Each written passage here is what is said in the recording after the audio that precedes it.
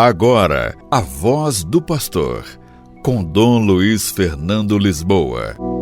Louvado seja nosso Senhor Jesus Cristo, para sempre seja louvado. Queridos irmãos e irmãs, hoje, dia 14 de janeiro, eu quero falar sobre o processo de renovação da igreja.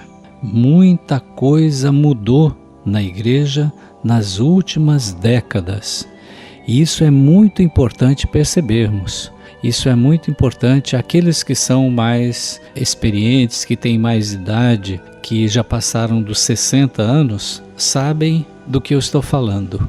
Quanta coisa mudou. Muita coisa mudou na igreja nas últimas décadas. Eu acabei de ler um livro, A Igreja de Jesus, Missão e Constituição, do professor teólogo Francisco de Aquino Júnior. E ele mostra exatamente isso no primeiro capítulo, que muita coisa mudou na igreja nas últimas décadas. A liturgia, que passou a ser na língua vernácula, a participação da comunidade, os ministérios. Vamos lembrar que antes era em latim, não havia participação da comunidade, o padre praticamente rezava sozinho e não havia a participação dos leigos, ministérios, serviços. Depois, outra coisa que mudou, a compreensão da igreja como povo de Deus, com seus carismas e ministérios, discípulos missionários.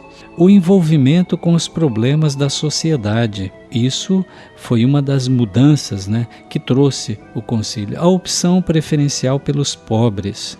O surgimento de comunidades. Multiplicaram-se as comunidades para todo lado. Só na nossa diocese nós temos cerca de 1.050 comunidades. Pastorais e movimentos, assembleias. Que bonito, as comunidades se reúnem fazendo assembleia, as paróquias fazem assembleia, as dioceses fazem assembleia. Conselhos, surgiram os conselhos, vários conselhos de pastoral, conselho econômico, surgiram coordenações, bispos e padres mais próximos do povo, porque antigamente eram muito separados, não havia proximidade. Conferências e sínodos dos bispos, antigamente não havia. Aqui no Brasil, a nossa conferência, a CNBB, foi fundada em 1952. Então veja que tem poucas décadas, Então, conferências, sínodos de bispos, lideranças pastorais, a participação maior dos leigos nas coordenações, encontros e cursos de formação. Quantos cursos de formação nós temos para todo lado, sobre os mais variados temas religiosos, de espiritualidade, temas assim do mundo em geral, problemas sociais, quanta formação. Cursos de teologia, várias paróquias têm cursos de teologia para a formação das suas lideranças, mas também curso diocesano de teologia, como nós temos aqui na nossa diocese, etc. A lista seria longa demais, diz o professor Aquino. Certamente há muita distância entre o discurso e a prática ainda, entre os documentos oficiais da igreja e a vida concreta de nossas paróquias e dioceses, mas sobretudo das nossas comunidades. Nem sempre os documentos chegam até as nossas comunidades. E certamente há opiniões muito diferentes sobre essas mudanças, positivas e negativas. Mas, apesar da distância e das contradições entre a teoria e a prática, e apesar da diversidade de posições sobre tudo isso, não se pode negar que houve uma mudança profunda na igreja a partir da segunda metade do século passado. Talvez muita gente não se dê conta dessa mudança, porque já nasceu nesse ambiente novo, mas basta perguntar a uma pessoa mais idosa como era a igreja antigamente e o que mudou na igreja nas últimas décadas para se ter uma ideia do que aconteceu. Uma mudança assim tão profunda e radical não acontece de uma hora para outra, nem a toque de mágica.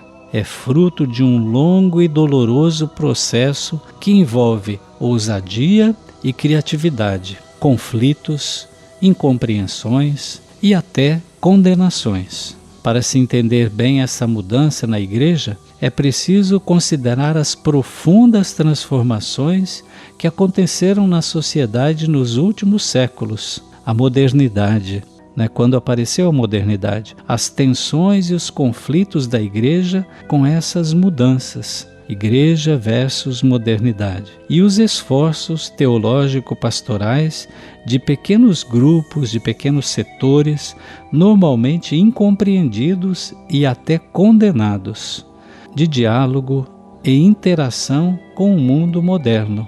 Movimentos de renovação na igreja. Quantos movimentos de renovação surgiram na igreja? Nós poderíamos citar vários deles, mas mais à frente nós vamos falar. A ação católica, as próprias comunidades eclesiais de base, as várias teologias em vários contextos do nosso mundo, tanto na América Latina, como na África, como na Ásia. É nesse contexto que se pode entender a importância e a novidade do Concílio Vaticano II e do movimento de renovação, de reforma da Igreja que o Vaticano II desencadeou. O que era um movimento marginal e marginalizado ganha, com João XXIII e o concílio, por ele convocado e inaugurado, ganha densidade e centralidade institucionais.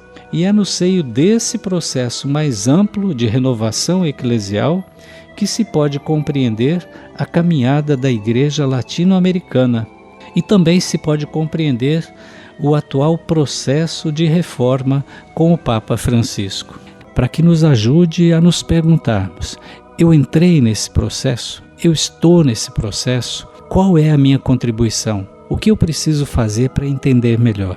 Porque o Vaticano II é o último concílio da Igreja, é aquele mais próximo de nós. E nós precisamos acolhê-lo, recebê-lo, nos inteirar do que ele fala e acolhê-lo na nossa vida pastoral, na nossa vida de cristãos. Quem não aceita o concílio não está dentro da igreja, está fora da igreja. Então é muito importante acolhermos os ensinamentos. Então preparemos-nos e abramos o nosso coração e a nossa mente para esses estudos que vamos fazer nesses próximos dias. O Senhor esteja convosco, Ele está no meio de nós. Por intercessão de São João XXIII, que convocou o Concílio Vaticano II.